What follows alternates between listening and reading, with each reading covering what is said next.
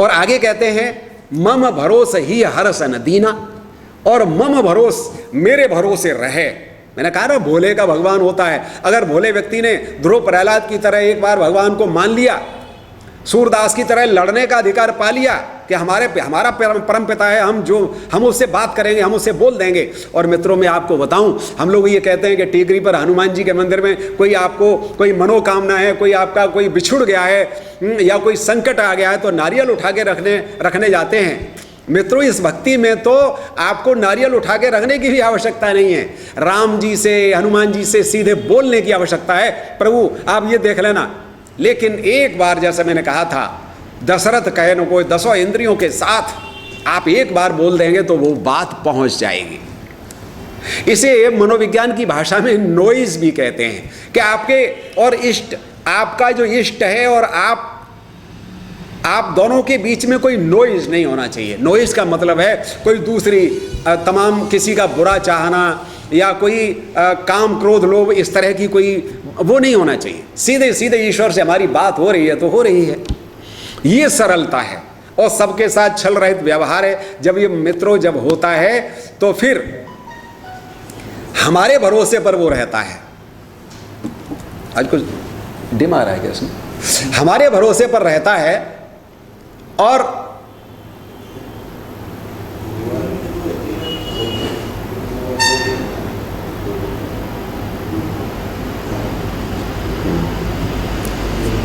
हटा दो, हमारे भरोसे पर रहता है। और जब ईश्वर कहते हैं कि मेरे भरोसे पर रहता है तो फिर वो न हर्ष और न दीन। जब मेरे भरोसे पे और मैंने जिम्मेदारी ले ली है तो फिर उसे हर्षित होने की आवश्यकता नहीं है क्योंकि मेरे भरोसे पर है, और दीनता की भी आवश्यकता नहीं है। जब मैंने एक उदाहरण दिया था एक बार, मित्रों मेले में अगर हम जाते हैं और पिता की उंगली थामते हैं तो ये भय है कि हमारे हाथ से, क्योंकि हम बच्चे हैं, अज्ञानी हैं, उतना ज्ञान नहीं है संसार का कि हमारे हाथ से पिता की उंगली छूट सकती है। लेकिन पिता जिस दिन हमारी उंगली पकड़ लेता है, हाथ पकड़ लेता है, तो फिर थोड़ी छूटती है। तो इसलिए न हर्ष और न दीन दैन्य भाव नहीं होना चाहिए। भक्ति अलग है, भक्ति है, दीन भाव नहीं होना चाहिए कि संसार जब मुझसे मांग लिया, मुझसे कह दिया तो फिर संसार में जाकर मांगने की, हाथ पसारने की आवश्यकता नहीं है। एक चर्चा चल रही थी, एक बात बताऊं मैं आपको कि हमारे यहाँ बड़े बड़े दानी हुए हैं। कबीर ये कहते हैं कि मांगन मरण समान है, मत कोई मांगो भीख। मांगना और मरना एक समान है, कहीं मत मांगो, लेकिन मांगनते मरना भला, ये सतगुरु की सीख। अब रहीम क्या कहते हैं? रहीमन वे नर मर चुके जो कहूं मांगन जाएं। जो कहीं मांगने के लिए जाते हैं वे मनुष्य मर चुके हैं, लेकिन उनते पहले वे मुए जिन मुख निकसत नाए। उनसे पहले वे मर गए जिनके मुंह से ये निकल गया कि नहीं है हमारे पास देने के लिए। ये नहीं होना चाहिए। तो इसलिए मेरे भरोसे पर ईश्वर कहते हैं कि मेरे भरोसे पर जो रहता है वो कहीं दीन नहीं होता है। तुलसीदास का एक दोहा है मित्रों, एक भरोसो एक बल एक आस विश्वास, एक राम घन श्याम हित चातक तुलसीदास। एक भरोसो, चातक माने पपीहा। पपीहे के बारे में ये कहा जाता है कि पपीहा ऊपर से जो पानी बरसता है और वो भी स्वाति नक्षत्र में, ये संकल्प देखिए, स्वाति नक्षत्र में पानी बरसता है तो पपीहा ऊपर ही ऊपर पी लेता है, नीचे का पानी नहीं पीता। और अगर नहीं बरसा तो अगले साल पिएगा, लेकिन नहीं पिएगा माने भूमि का पानी।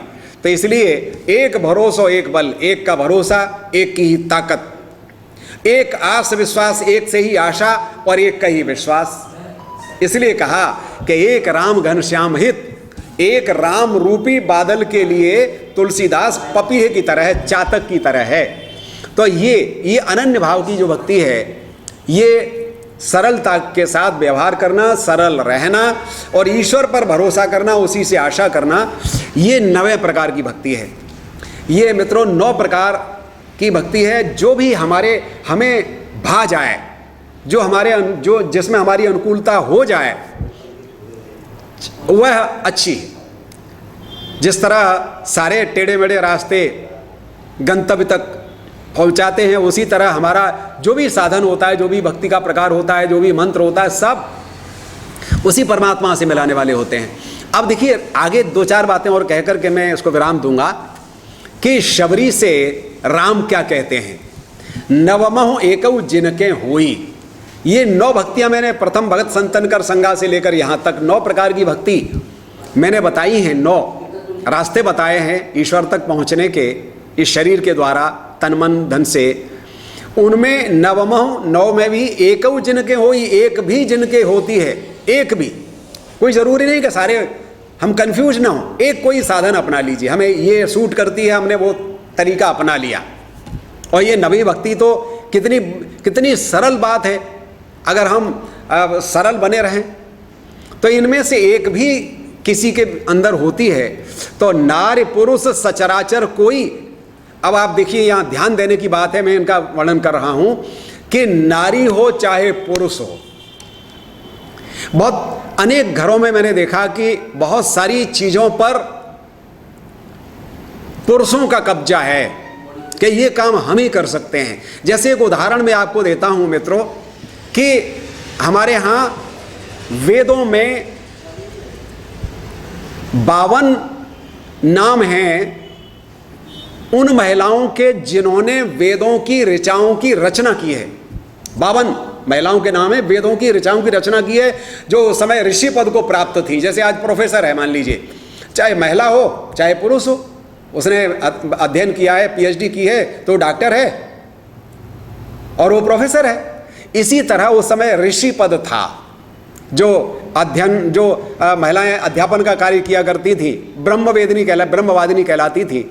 और जो घर में रहती थी वो उनको गृहमेदिनी कहा जाता था। तो जो पढ़ लिख जाती थी तो उस समय वो रचनाकार थी, उन्होंने वेदों की ऋचाओं की रचना की। लेकिन पौराणिक काल में आते आते पता नहीं किस व्यक्ति को क्या सूझा या वो नाखुश हो गया कि उसने महिलाओं के लिए वेदों का पाठ निषिद्ध कर दिया। क्या वेदों का पाठ नहीं कर सकती? मतलब वेदों की ऋचाओं की रचना तो कर सकती है महिला, लेकिन वेद का पाठ नहीं कर सकती। आज हम देखते हैं, आज मैं कई बार अपनी बेटियां जो महाविद्यालय की कक्षा में आती हैं उनसे कहा करता हूं, बेटा आज वैदिक काल पुनः लौट कर आया है, यत्र नार्यस्तु पूज्यन्ते रमन्ते तत्र देवता, जो बात कही जाती थी बराबरी से पढ़ा करती थी। और अलग व्यवस्था है सारी की सारी, कोई भेद नहीं है। और गायत्री परिवार ने ये सिद्ध कर दिया। आप देखिए, ये कहा जाता था कि महिलाएं मंत्र का पाठ नहीं कर सकती। आप देखिए गायत्री मंत्र में गायत्री परिवार में मैं देखता हूं कि हर साल असंख्य सैकड़ों की संख्या में शादियां हुआ करती हैं। और वहाँ मिश्रा बहन जी और उमा शर्मा बहन जी और उनकी साथी जो महिलाएं वही वेद मंत्रों का पाठ करती हैं। शर्मा जी करते हैं, जो पुजारी हैं वहाँ के, वो सब महिलाएं भी सारे कर्मकांड महिलाएं कराती हैं। वो तो सिद्ध पुरुष थे आचार्य श्री राम शर्मा जी, गुरुदेव। तो यही मैंने इसमें ध्यान देने की बात यह है। तो राम जी कह रहे हैं कि नारी पुरुष, नारी हो चाहे पुरुष हो, मैं कोई भेद नहीं करता हूं। और इसलिए पूरी रामचरितमानस में देखिए आप कि नारी को चुना नवदा भक्ति के उपदेश के लिए। और नारी भी कौन? जो भील जाति की थी, जैसे हम दलित वर्ग का कह सकते हैं आज की भाषा में, जो उस समय ऋषियों ने, दूसरे आश्रम वालों ने विरोध किया था। तो इसलिए राम ने कहा कि नारी हो चाहे पुरुष हो, सचराचर कोई। इस सचराचर का मतलब है जड़ चेतन संसार में कोई भी हो, कोई भी, स्त्री पुरुष में, और स्त्री पुरुष में भी किसी भी जाति वर्ग संप्रदाय का उस समय जो भी हो। इसलिए मैंने आपने और हमने सुना होगा, जाति पात पूछे नहीं कोई, हरि को भजे सो हरि का होई। जो हरि का भजन करता है वो हरि का हो जाता है, जाति पाति पूछने कोई। संतों ने घोषणा कर दी थी भक्ति काल में। तो राम भी स्वयं कह रहे हैं नारी पुरुष सचराचर कोई। और आगे, सोई अतिशय प्रिय भामिन मोरे, सोई वही मुझे, हे भामिनी, हे स्त्री, माने भामिनी माने शबरी के लिए कह रहे हैं, हे माँ शबरी, क्या वही मुझे अत्यंत प्रिय है। सकल प्रकार भगत दृढ़ तोरें, वह मुझे प्रिय है। चाहे कोई भी हो सकता है जो मेरी भक्ति करता है। और सकल प्रकार भगत दृढ़ तोरें, और तेरे पास तो सकल प्रकार, ये 9 प्रकार में एक नहीं है, 9 प्रकार की भक्ति। भले संतों ने तेरा विरोध किया हो, लेकिन तूने संतों का सम्मान किया। उनकी शरण ली, गुरु की सेवा की, उनका कहना माना, सरलता के साथ रही। और एक भाव, गुरु जी कह गए थे कि राम जी स्वयं चल कर आएंगे, तो वो कहते हैं कि तेरे पास तो एक प्रकार की भक्ति नहीं है, तेरे पास तो सब प्रकार की भक्ति है, 9 प्रकार की भक्ति तेरे पास है, इसलिए सकल प्रकार भगत दृढ़, और दृढ़ता है उनमें। तो कितनी बड़ी बात है। इसलिए राम कहते हैं कि मैं स्वयं चलकर तेरे पास आया हूं। मित्रों, जैसा मैंने निवेदन किया था कि या तो हम आकर्षित हो जाएं, अगर हमें आकर्षक बनना है, जैसे स्टूडेंट है, अगर उसे आकर्षक बनना, आकर्षक का मतलब है वो किसी रिटन टेस्ट में और इंटरव्यू में क्वालिफाई कर जाए और पद पर बैठ जाए, तो आकर्षण पैदा हो गया, सम्मान मिलना शुरू हो जाएगा। तो अगर उसे आकर्षक बनना है तो पहले आकर्षित होना सीखना पड़ेगा, गुरु के प्रति आकर्षित होना सीख ले पहले वो। हमारे घर में माता पिता अगर गणमान्य हैं, हमारे सम्मान्य हैं, सब लोग उनकी प्रशंसा करते हैं, तो पहले हमें हमारी ये चाहना कि हमारा भी सम्मान हो, हमारी भी चर्चा इधर उधर हो, तो उसके लिए जरूरी है कि पहले हम माता पिता के प्रति आकर्षित होना सीखें, तब उनसे हमें मिलेगा। ऐसे स्टूडेंट को गुरु से मिलेगा। तो ये राम कहते हैं कि हे भामिनी, हे शबरी, तुम में तो सारे प्रकार की भक्तियां हैं। मैं देखिए, भक्ति में एक और चीज बता दूं मैं मित्रों, भक्ति में ये कहा सरलता, सरलता जब होती है तो हम भेद नहीं करते, और इस संसार में भेद चलता है। भेद जहां होता है वहां माया आती है, मायापति नहीं आते। और तुलसी ने बड़ी अच्छी सरलतम ढंग से ये समझा दिया कि माया का स्टार्टिंग पॉइंट, माया का प्रारंभ बिंदु कौन सा है, कहां से माया प्रारंभ होती है। मैं और मोर तोरते माया, जेह बस कीने जीव निकाया। ये मैं हूं और ये मेरा है। हमारे संयुक्त परिवार भी इसी तरह टूट गए। एक भाई ने माना कि मैं और ये मेरी पत्नी और मेरे बच्चे, पर ये परिवार टूटते चले गए। तो मैं और मोर, ये मैं हूं और ये मेरा है, और तू और तोर, ये तू है और ये तेरा है। ते माया, इसी से माया पैदा होती है, यहीं से माया शुरू हो जाती है। मैं और मोर तोड़ते माया, जेह बस कीने जीव निकाया। जिसके वशीभूत सारे जीव हैं, सब वशीभूत हैं इसके, मैं मेरापन, तू तेरापन, इसके वशीभूत हैं। और इससे जब रहित हो जाते हैं तो सारे लोग हमें अपने दिखाई देते हैं, कोई भेद नहीं रहता है। जैसे मैंने एक दिन उदाहरण दिया था कि अगर हम गुनाह की पहाड़ी पर चढ़ जाते हैं तो हमें घर में रहते हैं घर दिखाई देता है, छत पर चढ़ गए तो कॉलोनी दिखाई देती है, लेकिन अगर हम पहाड़ी पर चढ़ जाते हैं तो पूरा गुनाह नगर एक दृष्टि में दिखाई देता है, कोई भेदभाव बटा हुआ नहीं दिखाई देता है। इसी तरह एक सरल हृदय भक्त होता है, एक वैचारिक होता है, एक भावुक व्यक्ति होता है, जो ऊंचाई पर चढ़ जाता है, वैचारिक ऊंचाई पर होता है, तो उसे कोई भेद नहीं रहता है उसमें। तो इसका मतलब वो माया में नहीं रहता है, मायापति के निकट आ जाता है। और शबरी तो सारी आशा, सारा विश्वास गुरु के प्रति किया करती थी, गुरु से किया करती है। तो इसीलिए राम स्वयं उसके पास चलकर जाते हैं, और अंत में किसी से कुछ चाहती नहीं थी। और चाहने में एक बात कहूँ मित्रों में, कि चाह गई चिंता मिटी मनुआ बेपरवाह, चाह गई चिंता मिटी। हम कुछ चाहते हैं तभी तो चिंता हमारे मन में आती है। और कबीर कहते हैं कि चाह चली गई तो चिंता भी मिट गई और मन बेपरवाह हो गया। और जाको कछु न चाहिए सो जग शहंशाह, तो जिसको कुछ भी नहीं चाहिए वो शहंशाह है संसार का। संत इसीलिए संसार से निवृत्त हो जाते हैं। प्रवृत्ति निवृत्ति, संसार की ओर लगना प्रवृत्ति है, और संसार की ओर से विमुख होना निवृत्ति है, वानप्रस्थ होना। तो इसीलिए ये राम ने जब उसकी भक्ति को देख लिया तो कहा, जोग वृंद दुर्लभ गति सोई, तो कहूँ आज सुलभ भई सोई। योगियों के समूहों को जो गति, जो मुक्ति दुर्लभ होती है, तो ये आज वो सुलभ हो गई है। और देखिए अंतिम बातें जो राम जी ने कहा, ये बहुत महत्वपूर्ण बात है जो मैं कहने जा रहा हूँ। कह रघुपति सुने भामिनी बाता, हे भामिनी मेरी और बात सुन। मानो एक भगत कर नाता, मैं केवल एक भक्ति का नाता मानता हूं, मनुष्य मात्र से और कोई नाता नहीं मानता। और क्या कहा, जाति पाति का कोई भेद नहीं, कुल धर्म बड़ाई, कुल और धर्म की बड़ा होना मैं नहीं मानता। धन बल, जो धनी हो, बहुत ज्यादा पैसे वाला हो, परिजन गुण गण चतुराई, और परिजन हो कोई और बहुत सारे गुणशाली व्यक्ति हों लेकिन प्रेम नहीं मानते हैं, चतुराई हो, भगतहीन, लेकिन ये सारे लोग सब प्रकार के लोग हों लेकिन भगतिहीन नर सोहे कैसा। भक्ति के रहित कोई व्यक्ति है तो वो कैसा लगता है, बिनु जल बारिद देखिए तैसा। बिना पानी के जैसे बादल होता है वैसे रहता है चाहे कोई भी हो, इसलिए मानो एक भगत कर नाता। तो राम की ये विशेष पहली और अंतिम विशेषता निकलकर जो नवदा भक्ति में से आई है वो ये है कि मैं एक केवल भक्ति का नाता मानता हूँ और कुछ नहीं मानता। तो इस तरह ये नवदा भक्ति पर चर्चा आपसे आपके और हमारे बीच में हुई। आशा है बहुत सारी शंकाएं, मैंने कोशिश की है कि इसमें कोई शंका नहीं रहनी चाहिए, कोई सवाल सुझाव होगा तो आप देंगे। 2 प्रश्न मैं लेना चाहता हूं कि 2 प्रश्न हमारे पास, एक बैरागी जी का प्रश्न आया और एक विकास जी का। तो बैरागी जी का प्रश्न आया था कि भक्ति क्यों और किसके लिए। अभी भक्ति की चर्चा हो रही है इसलिए ये संबंधित बात भी है कि भक्ति क्या होती है ये मैंने बता दिया और कितने तरह की होती है ये भी बता दिया। अब भक्ति क्यों करें हम भक्ति, तो बहुत 10 मिनट में मैं इस प्रश्न का उत्तर देना चाहता हूं कि भक्ति मित्रों अपने लिए भी होती है, परिवार के लिए भी होती है, समाज के लिए भी होती है और राष्ट्र के लिए भी होती है। भक्ति इस संसार के लिए भी है और उस जो अदृश्य है परलोक, लोक और परलोक दोनों के लिए होती है।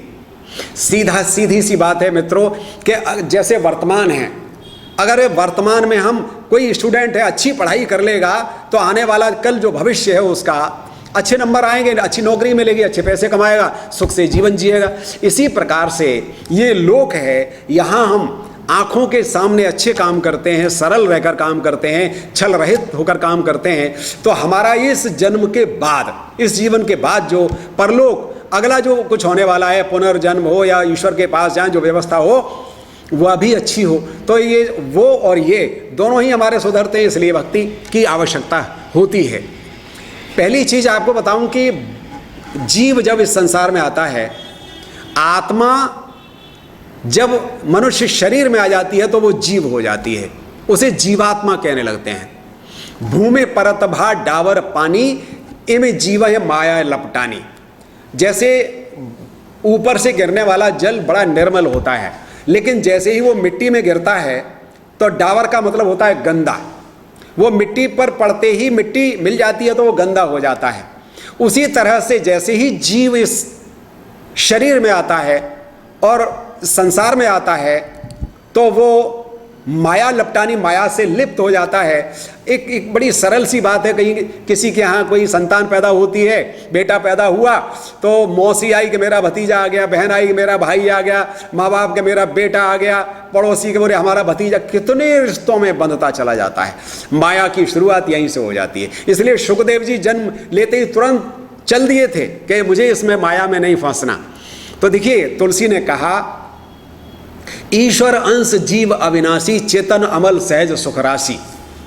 ईश्वर का अंश है ये आत्मा, और कैसा है, चेतन, अमल, निर्मल है और सहज सुख की राशि है।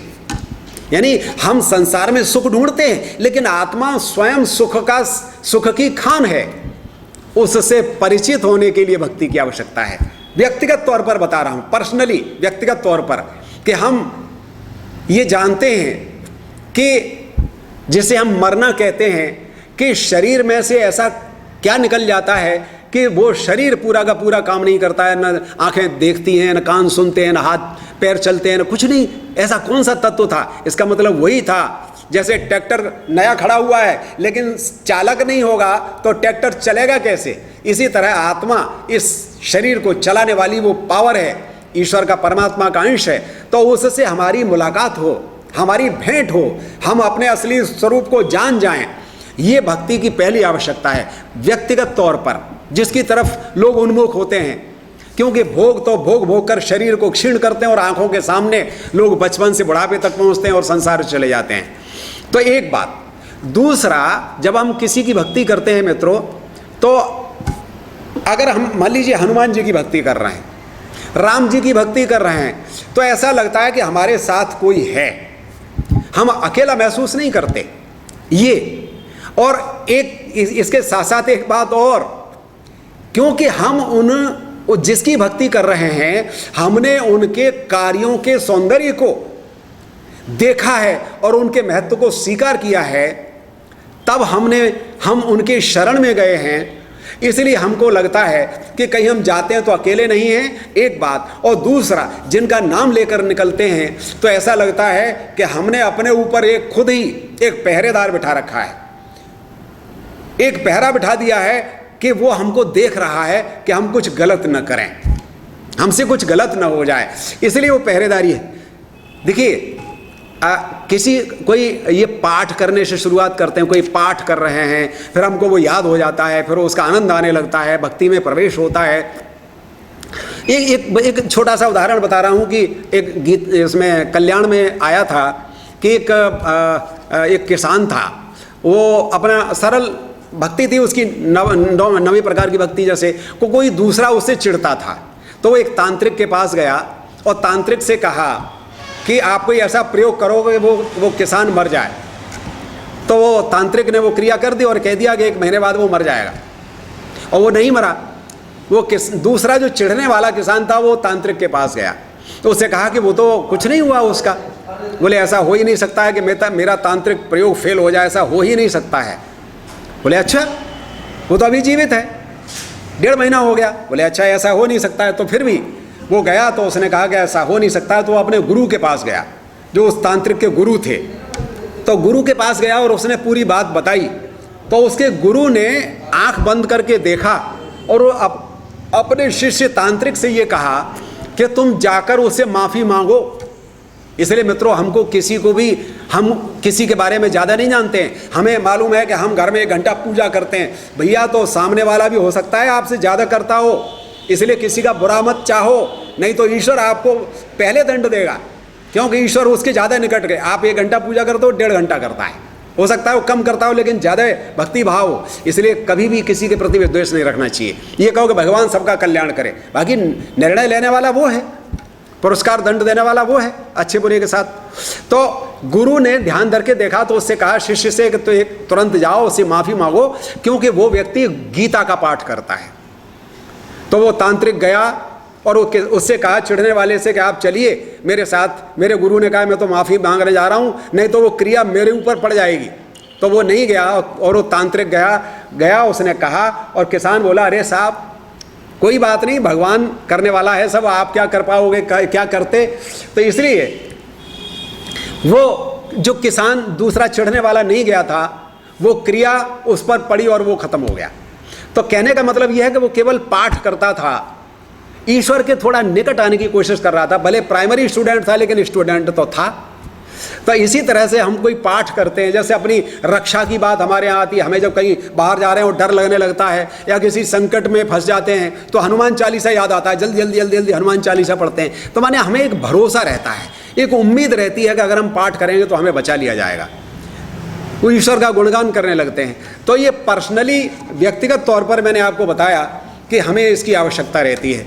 दूसरा, परिवार के स्तर पर अगर हम बात लें तो मित्रों, परिवार के स्तर पर हम में से सब कोई ये चाहता है कि मेरा भाई राम जैसा हो, हम चाहते हैं मेरा बेटा राम जैसा हो, भाई भरत जैसा हो, या माता कौशल्या जैसी हो, या लड़की है तो वो चाहती है कि कौशल्या जैसी सास मिले, ससुर दशरथ जैसे मिले, ये हम सब चाहते हैं। तो परिवार के स्तर पर हम ये सब चाहते हैं। और राम जब कहना मानते हैं और जाने लगते हैं तो वो संघर्ष भी वो चाहते हैं कि अगर हम राम हमारे संघर्ष कर रहे हैं, सत्य के लिए बाहर जाते हैं, अपने राज्य की परिवार की सुरक्षा के लिए मूल्यों का पालन करते हैं, स्थापना करते हैं, तो हमें ये लगता है कि हमें भी करना चाहिए। सुख शांति परिवार या समाज में कहीं बनी रहे तो हमें उसके लिए त्याग करना पड़ता है। और वो राम से सीधी प्रेरणा मिलती है, अवतारों से सीधी प्रेरणा मिलती है, चाहे महावीर स्वामी हो, चाहे भगवान गौतम बुद्ध हों, तुलसीदास हों, रैदास जी हों, किसी को भी ले लीजिए आप, सब त्याग के पूंजीभूत रूप हैं। तो इसलिए, और चाहे आप जैसे गृहस्थ जीवन में आप भक्ति करना चाहते हैं तो कबीर गृहस्थ संत थे, रैदास गृहस्थ संत थे, उनसे प्रेरणा ले सकते हैं। एक और देखिए, ये सारी चीज़ें प्रेरक बनती है हमारे लिए। एक बाल गोविंद भगत, यहाँ CBSE क्राइस्ट स्कूल वंदना स्कूल की पुस्तकों में मैंने एक पुस्तक में बाल गोविंद भगत की कहानी पढ़ी है। वो उसी प्रकार के भक्त थे, भगवान पर डिपेंड रहते थे और अपना जो कमाते थे वो अपना घर में, भ्रष्टाचार नहीं करते थे कुल मिला के। तो एक दिन क्या हुआ कि वो बाल गोविंद भगत घर पर थे और उनकी पत्नी कहीं बाहर गई हुई थी। तो उनके एकमात्र पुत्र था और वो दिवंगत हो गया। उन्होंने उसको उठाया और अंदर के कमरे में ले जाकर लेटा दिया और एक सफ़ेद कपड़े से उसको ढक दिया। जब उनकी पत्नी बाहर से आई तो उससे उन्होंने कहा कि एक बात, बैठाया, बोले एक बात बताओ, कोई व्यक्ति अगर हमें कोई चीज़ दे जाता है, हमारे पास धरोहर रखी हुई है, और फिर उसके बाद में वो आकर के एक दिन ले जाए अपनी चीज़ को, तो हमें कैसा लगना चाहिए? बोले अच्छा है, जिसकी चीज़ थी वो ले गया। फिर उन्होंने अंदर ले जाकर उसको दिखाया, तब वो तो उतना दुख नहीं हुआ उसको, भक्ति की बात बता रहा हूँ, उतना दुख नहीं हुआ जितना आम माता पिता को होना चाहिए या होता है। ये जो मोहाविष्टता है वो ये करती है, लेकिन उनको उतना दुख नहीं हुआ और फिर उन्होंने उसका जो भी करना था वो किया। एक बार और मैं बताऊं कि परिवार में सात्विक गुण की स्थापना करने वाली यही भक्ति होती है। देखिए 3 गुण होते हैं, सतोगुण, रजोगुण और तमोगुण। सतोगुण वो होता है जैसे पढ़ना है, आप जैसे भक्ति कर रहे हैं, पूजन कर रहे हैं भगवान का और उसकी आज्ञा से सब काम कर रहे हैं, उसको याद करके सारे काम कर रहे हैं, तो ये सात्विक गुण की स्थापना, या त्याग कर रहे हैं, भाई भाई आपस में प्रेम कर रहे हैं, ये सतोगुण है, सात्विक गुण है और उसके वो भक्ति उसका आधार है। रजोगुण वो होता है जैसे विद्यार्थी पढ़ते समय कष्ट उठा रहा है लेकिन रिजल्ट में अच्छा रहता है, उसका परिणाम अच्छा रहता है, उसे अच्छी नौकरी मिलती है, यह रजोगुण है कि पहले कष्ट है लेकिन परिणाम में सुखद है। और तमोगुण जैसे शराब पीना है, जुआ खेलना है, कि जब उसका उपभोग कर रहे हैं करते समय भी कष्ट है और परिणाम में भी कष्ट है, ये तमोगुण है। बल्कि मैं कहूँ कि जुआ का परिणाम, मान लीजिए कोई जीत गया जुए में, तो भी वो तमोगुण में आता है, जीतने के बाद भी, क्योंकि उसे लालच पैदा होता है, वो फिर खेलेगा। तो इसलिए सात्विक गुण की जो स्थापना करने वाली है वो भक्ति होती है हमारे परिवार में। काम क्रोध जिसकी मैंने चर्चा की थी, जहाँ काम की, हमारे यहाँ एक लोक विश्वास, हमारे यहाँ जनता जनार्दन में आम महिलाएं कह देती हैं, परिवार में कोई तेज बोलता है, लड़ाई झगड़ा होता है, तो ये कहती भैया तेज मत बोलो, लड़ाई झगड़ा मत करो, लक्ष्मी जी चली जाएंगी। तो शांति जहाँ रहती है, सुख शांति कहते जरूर है, लेकिन जहाँ शांति रहती है मित्रों वहाँ सुख होता है, क्योंकि जहाँ शांति रहती है वहाँ दिमाग ठंडा होता है। जैसे विवेक की अभी मैं बात करने वाला हूँ, विकास जी से प्रश्न का उत्तर दूंगा, तो वहाँ सुख रहता है, वहाँ अपना उनका चिंतन जागृत रहता है। तो इसलिए परिवार में सात्विकता की स्थापना भक्ति से होती है, सात्विक गुण रहता है, वहाँ सुख शांति रहती है और क्रोध नहीं रहता है। और दूसरा काम आज जितनी व्यभिचार दिखाई देता है वो काम के कारण दिखाई देता है। तो एक बात मैं बताता हूँ कि राम गृहस्थ जरूर हैं। आप देखिए, राम को पहचानने की कोशिश करिए कि राम जब विचरण कर रहे हैं तो सीता, वो जो पार्वती मैया जाती हैं और परीक्षा लिए बिना नहीं मानती, सीता बन के बैठ जाती हैं और उनको राम ही राम दिखाई देते हैं चारों तरफ, सीता मैया भी दिखाई देती हैं।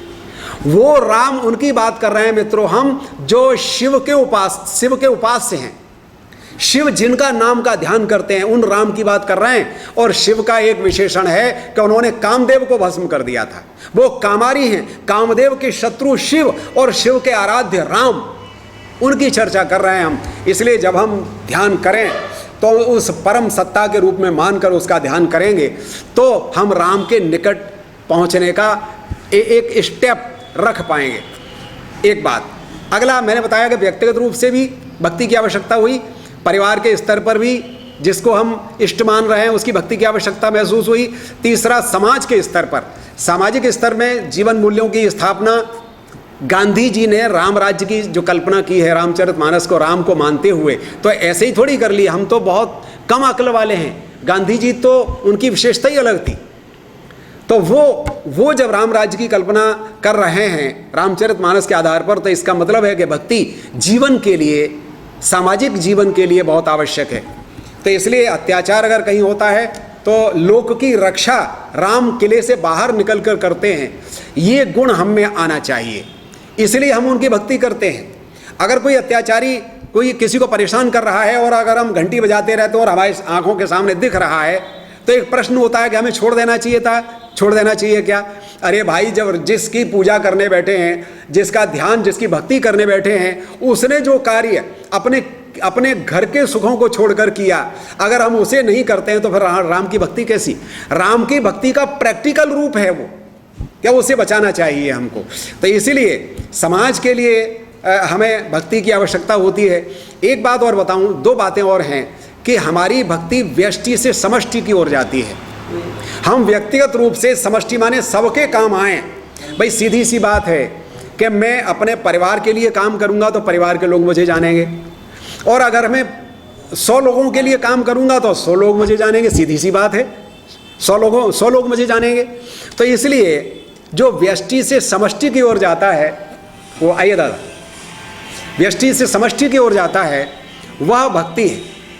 तो ये समाज के लिए भक्ति की जो आवश्यकता है वो उसका व्यापक रूप है।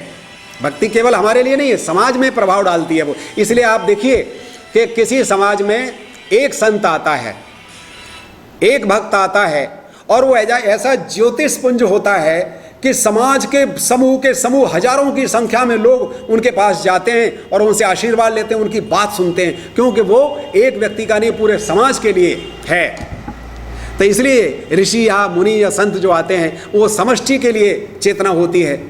एक बात और देखिए आप मित्रों, भक्ति की शक्ति बता रहा हूं मैं आपको। शक्ति तो खैर भक्ति में होती ही होती है, आप जितनी करेंगे उतनी आप में आकर्षण पैदा होगा, आप में शक्ति आएगी, आप में दुर्गुण निकल के भागेंगे, सात्विकता की स्थापना आपके घर परिवार समाज में होगी। जैसे मैंने एक दिन कहा था कि नाव में एक पुण्यात्मा बैठा हुआ हो तो वो पुण्यात्मा अगर नाव डूब रही हो तो सबको बचा लेता है। तो एक संत, एक सज्जन व्यक्ति एक गली मोहल्ले या समाज में होता है तो वो बड़ा सहारा, वो खूंटा होता है डूबती नाव का, जो साध लेता है। एक व्यक्ति किसी की भक्ति करता है तो तीसरे की भक्ति का अधिकारी हो जाता है। ये बड़ी मजे की बात है। आचार्य रामचंद्र शुक्ल ने जो अपने निबंध में बात कही है श्रद्धा भक्ति में, उन्होंने कहा कि देखिए, एक व्यक्ति दूसरे की भक्ति कर रहा है और तीसरे की भक्ति का अधिकारी हो जाता है।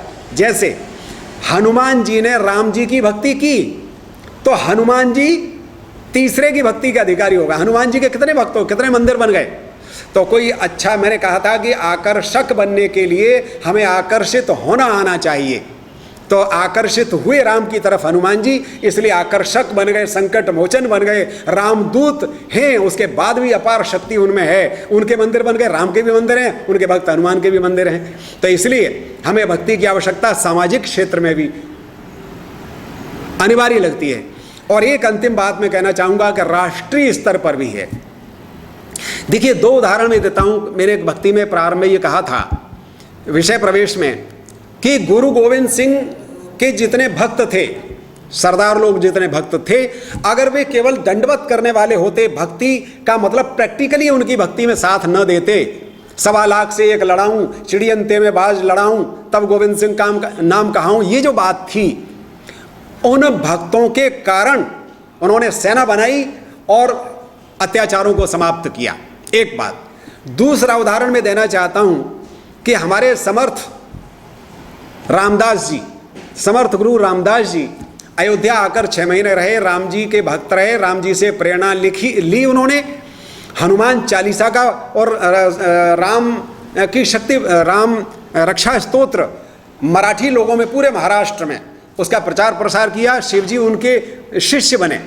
और आप देखिए कि उस समय की जो कहानी हम और आप जानते हैं कि पूरे महाराष्ट्र में उन्होंने अत्याचारों के खिलाफ या आक्रमणकारियों के खिलाफ जो जंग छिड़ी थी, उसमें उनके सारे भक्त शामिल थे, शिवाजी शामिल थे, और शिवाजी गुरु भक्त थे। एक बार शिवाजी ने गुरुदेव से कहा, समर्थ गुरु रामदास से, राष्ट्रीय स्तर की बात कर रहा हूँ, कि अपने राष्ट्र की रक्षा के लिए भक्ति की आवश्यकता है, कि उन्होंने अपने समर्थ गुरु रामदास से कहा कि प्रभु, मैं कोई, मेरे मन में है कि मैं कोई गुरु दक्षिणा नहीं दे पाया।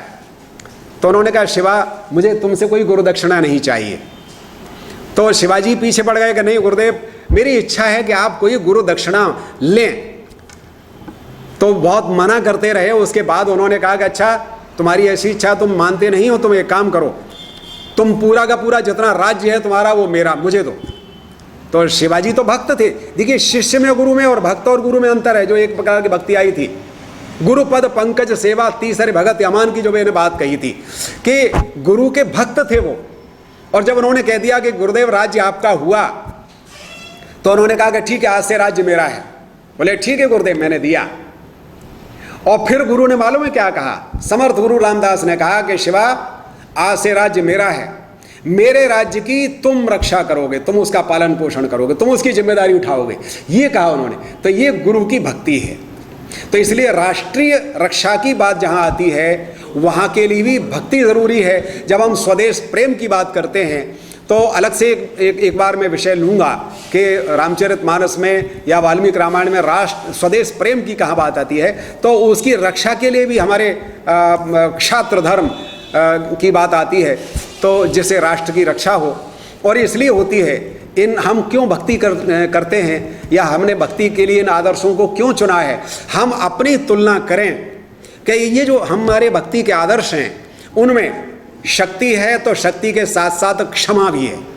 शक्तिशाली पुरुष को अहंकार आता है और अहंकार नहीं आता है तो वो क्षमा पहले करता है। जैसा महाभारत में युधिष्ठिर बार बार कहते हैं युद्ध जरूरी नहीं है, क्षमा करना बहुत ज़रूरी है। पहले वैभव के साथ विनय, किसी बात बहुत वैभव है और उसके साथ साथ विनम्रता भी हो, ये बहुत कम मिलता है, लेकिन इन अवतारों में देखने को मिलता है। पराक्रम के साथ रूप का माधुर्य भी है, पराक्रम भी है, शक्तिशाली भी है राम, लेकिन सुंदर भी इतने हैं कि जनकपुरी में जाते हैं तो उनकी वहाँ की जो जनकपुर की स्त्रियाँ हैं वो उनको अपने पति के रूप में चाहती हैं। तो तेज के साथ कोमलता भी है, राम तेजस्वी भी हैं लेकिन कोमल हृदय भी हैं। विभीषण से कहते हैं जो मेरे पास आ जाता है कराऊं सद्य ते साधु समाना, उसे मैं सज्जन बना देता हूँ, साधु के समान बना देता हूँ। तो राम की शरण तो राम की शरण है। इसलिए कहा कि सुख भोग के साथ पर दुख का तरता। अपना सुख भोग तो है, हम राजा हैं, हमारे पास अयोध्या का राज्य है, लेकिन दूसरे दुखी रह रहे हों। मैंने कई साथी मेरे अभी आजकल मिले, कल मेरी बात हो रही थी, कई लोग मुझे मिले, 3 लोगों से मेरी बात हुई तो उन्होंने बड़ा मार्मिक बात सुनाई। मित्रों आपको बड़ा हृदय द्रावक लगेगा कि उन्होंने ऐसे 2 परिवारों को देखा। एक हमारे मित्र हैं मनोज भदौरिया जी, वो गए एक परिवार में, तो एक सुबह गए मिलने के लिए तो पोहा खा रहे थे, शाम को जाके बैठ गए बाई चांस तो पोहा बना हुआ था, अगले दिन गए तो पोहा बना हुआ, अगले दिन शाम को गए फिर पोहा। तो अभी की बात है, अभी कोरोना संकट काल की बात है। तो उन्होंने कहा कि अरे भाई साहब आपको बड़ा, आप दोनों को बड़ा पोहा पसंद है, इतना पोहा खाते हो आप लोग? तो बोले नहीं बस पोहा अच्छा लग रहा है इसलिए। तो उन्होंने ये कहा कि मेरे मन में ये खटका हुआ, तो तीसरे दिन सुबह फिर गए वो, और फिर जाकर के उन्होंने देखा तो फिर पोहा बना था। तो उन्होंने कहा कि आज देखिए हमारे माननीय प्रधानमंत्री महोदय ने कहा है कि दीपक जलाना है बाहर, 5 या 7 दीपक जलाना है हमको कोरोना को भगाने के लिए, है ना, और थाली बजानी है, तो इसलिए आपको वो बजाना है। तो वो जब जो शाम के समय उन्होंने देखा कि वो बोले आपने दीपक नहीं जलाया, तो बोले कि नहीं वो घी नहीं था। फिर बोले एक ही, तो बोले हाँ थोड़ा तेल था। तो बोले घी, और बोले आटे से बना लेती हैं आप दीपक? तो बोले आटा था नहीं। तब उन्हें एहसास हुआ कि इनके यहाँ आटा दाल मसाले कुछ है ही नहीं। तो उन्होंने 1800 रुपये का मैं उल्लेख करना चाहूँगा कि वो जाकर के, और देखिए हमारे यहाँ कहा जाता है कि दान गुप्त होना चाहिए, तो उन्होंने उसको, आप लोग तो कर ही रहे हो, प्रेरणा दे रहे हो चैनल के माध्यम से, आप खुद करते हैं, तो उन्होंने एक किराने की दुकान पे पूरा सारा का सारा सामान तेल कंघी तक 1800 रुपये का भिजवाया उनके यहाँ, और ये बताया नहीं, वो दुकानदार जाकर दे आया और ये बताया नहीं कि किसने भिजवाया है। मित्रों ये बड़ी एक चौकीदार रहा करता था, उसके बारे में पता चला तो उसके यहाँ इस तरह से बारदाने की व्यवस्था की। तो ये जो बात है ये तात्कालिक बात है। हमारे आसपास अगर कोई बैठा रहे और हम मज़े से खीर खाते रहें और हमें ये पता न चले कि हमारे एक मकान छोड़ करके हमारे बगल में कोई पोहा खा रहा है 3 बार, तो मित्रों ये जो बात है कि सुख भोग के साथ परदुख कातरता होनी चाहिए। राष्ट्र और समाज के लिए बता रहा हूँ कि जिनको हम आदर्श मानते हैं, जिनकी भक्ति करते हैं, भक्ति तो कर रहे हैं, लेकिन अगर ऐसे लोग हमारी नज़र में नहीं आते हैं तो फिर हमारी भक्ति व्यर्थ है। तो इसलिए प्रताप के साथ कठिन पथ का अवलंबन, राम को हम ईश्वर मानते हैं लेकिन मनुष्य शरीर में आए हैं तो कठिन पथ उन्होंने चुना।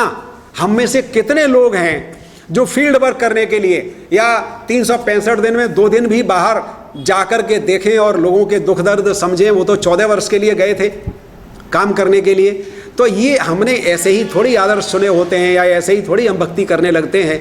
तो इसलिए ये जो भक्ति क्यों और किसके लिए, तो भक्ति मित्रों ये प्रश्न था बैरागी जी का कि भक्ति हमारे व्यक्तिगत स्तर पर भी, परिवार के लिए भी, और भक्ति का मतलब ये नहीं कि हम केवल आंखें बंद किए बैठे रहें मित्रों, जैसा मैं पहले स्पष्ट कर चुका हूँ भक्ति के प्रकारों में। तो भक्ति व्यक्तिगत रूप, परिवार पर भी, समाज के लिए भी और राष्ट्र के लिए भी, इन चारों स्तरों पर भक्ति की आवश्यकता है और वैश्विक स्तर पर है। हमारे यहाँ के संतों ने, आपको बताऊं कि उस समय हमारे यहाँ के सिद्ध ऋषि मुनियों संतों ने यूरोप की यूराल नदी पर जाकर समाधियाँ लगाई हैं। गुरु नानक देव मक्का मदीना जाकर वहाँ गए और उनके बहुत सारे मुसलमान शिष्य थे और वहाँ होकर पैदल उस समय यात्राएं हुआ करती, वहाँ होकर लौटे। तो संत के लिए तो वैश्विक स्तर पर भी भक्ति की आवश्यकता होती है। तो मित्रों ये प्रश्न बैरागी जी का था जिसका उत्तर मैंने दिया। और अब ये जो प्रश्न है, आज समय हो गया है और हमारे माननीय महामहिम देश के राष्ट्रपति जी माननीय श्री रामनाथ कोविंद जी के बड़े अग्रज, जिनका आशीर्वाद हमें पिछले 30 वर्षों से नगर में मिल रहा है, वे हमारे स्टूडियो में पधारे हैं। तो विकास जी का जो प्रश्न है, बच्चों में विवेक कैसे जागृत हो, इस प्रश्न का उत्तर मैं कल देने की कोशिश करूंगा। बहुत बहुत धन्यवाद।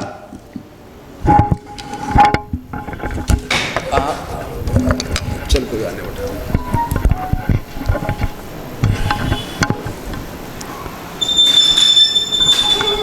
इसी बीच दर्शकों, सतीश सर की ये व्याख्यान को सुनकर भारती जी बहुत प्रभावित हुए और उन्होंने सर को फ़ोन किया था। तो हमने ये उनसे निवेदन किया कि आप स्टूडियो में पधारें और आपका बहुत बहुत स्वागत है स्टूडियो। धन्यवाद। भारती जी से हमारा 30 साल पुराना परिचय है, हमारे मोहल्ले में ही रहते हैं। अंकल, ये सर की जो व्याख्यान चल रहा है वो आपको कैसा लगा? बहुत अच्छा, बहुत अच्छा। ये वही जो सोनाली चैनल से ये कार्यक्रम प्रसारित हो रहा है, जिसमें हमारे डॉक्टर सतीश चतुर्वेदी जी कर रहे हैं, ये बहुत ही शुभ और बड़ा पुनीत कार्य है। और पुनीत कार्य इसलिए और हो जाता है कि इस समय पर एक वैश्विक संकट चल रहा है और वैश्विक संकट जो कोरोना का है उसमें तो रोना ही रोना है। पर ये जो संकट में तरुण जी ने जो अपना व्यवस्था कराई है और इसमें सतीश चतुर्वेदी जी का चल रहा है कार्यक्रम, तो ये जनता लाभान्वित हो रहे हैं। और इसमें उनको चूँकि लॉकडाउन की जगह पर अपने घर पर बैठे हुए हैं तो उसका आनंद भी ले रहे हैं और इससे उनके जीवन में कुछ ना कुछ शुभ फलित होगा, कुछ सदाचरण फलित होगा। ये बहुत ही सुंदर और बहुत ही शुभ बात है। इसी बीच हम दोनों मानव अतिथियों के स्वागत के लिए कर रहे हैं।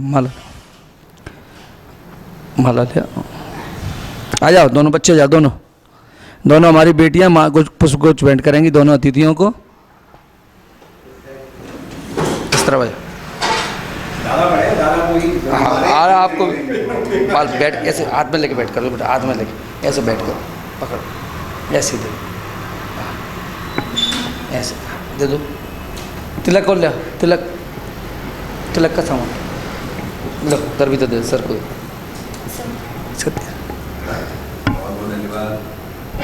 ये हमारे लिए सौभाग्य की बात है कि भारती जी से हमारे बहुत पुराने संबंध है, लेकिन स्टूडियो में वो पहली या दूसरी बार ही बुला रहे हैं।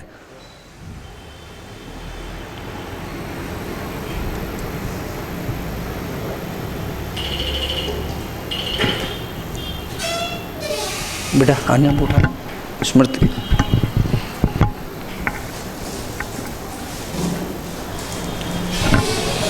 बाबू जी स्मृति चिन्ह बाबू जी।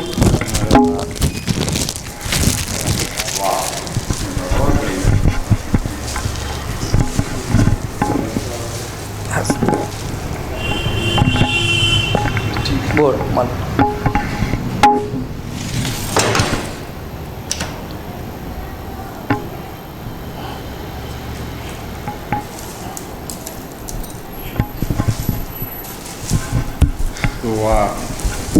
बाबू जी घर का मीठा है ये, जरा सा बस थोड़ा सा मीठा है। बहू ने बनाया आपकी मीठा पर आजकल कह दिया सीधा। मीठा सर। तो ये दोनों विभूतियाँ जो है राम स्वरूप भारती साहब, और मैं चाहता हूँ कि इस तरह से जो हमारे स्टूडियो में और हमारे दर्शकों को जो देखने मिल रहा है। इसी बीच एक खबर और है सर कि हमारी गुना की एक बेटी गर्विता जैन ने भाषण प्रतियोगिता में राष्ट्रीय लेवल पर एक कंपटीशन में भाग ले रही है। उसको बढ़ाने की आवश्यकता है। गर्विता तो दो शब्द, ये कौन सी यूनिवर्सिटी है? जैसे कि तो आजकल हमको पता ही है कि लॉकडाउन की वजह से जी, तो आजकल हम सब जानते हैं कि लॉकडाउन की वजह से सब लोग घर में ही हैं, और इसी बीच आजकल सोशल मीडिया का बहुत क्रेज़ है बच्चों में। तो ऐसा ही एक प्लेटफॉर्म सोशल मीडिया के थ्रू चालू हुआ है, और उसके थ्रू एक नेशनल स्पीच कंपटीशन आया था जिसमें मैंने भाग लिया था, और मैं अपने यूनिवर्सिटी कॉलेज को और गुना को वहाँ नेशनल लेवल पे वहाँ रिप्रेजेंट कर रही हूँ। तो यही मेरी आप सबसे रिक्वेस्ट है कि मेरी लिंक पे जाकर मेरी वीडियो को ज़्यादा से ज़्यादा लाइक, शेयर और कमेंट करें, और इस प्रतियोगिता में आपको जितने लाइक, जितने कमेंट और जितने शेयर मिलेंगे उतने ही आपको पॉइंट्स मिलेंगे, और ऐसे ही आप उस प्रतियोगिता में आगे बढ़ेंगे।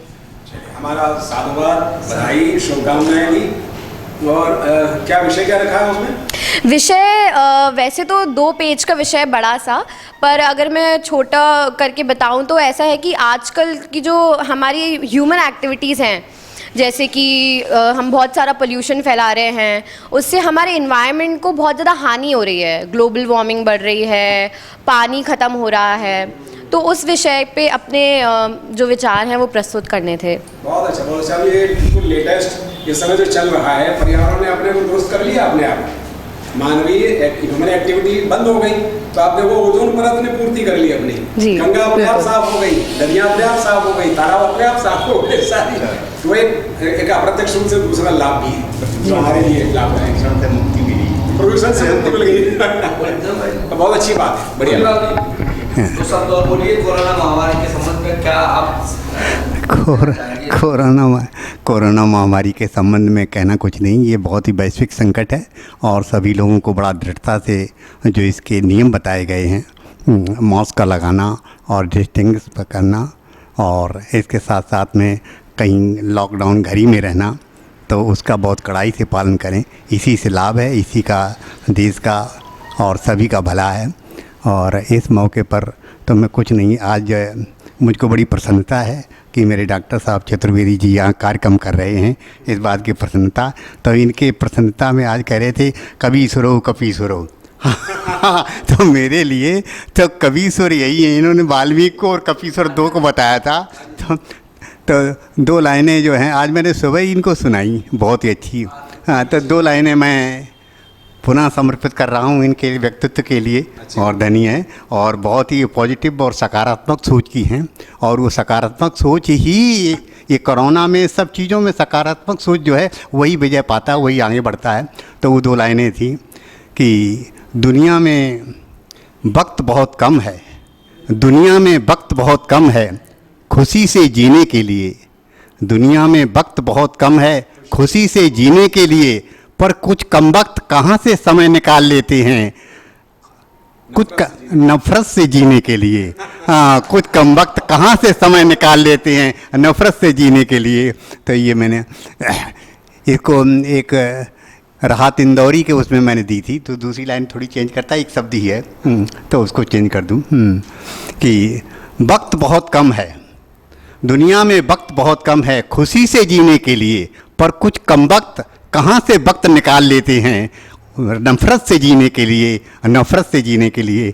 ये 2 लाइनें प्रस्तुत हैं और समर्पित हैं आपके सम्मान के लिए। बहुत बहुत गर्विता की लिंक अभी हम आपके साथ शेयर कर लेंगे, थोड़ी देर में आपको टीवी स्क्रीन पर दिखाई देगी।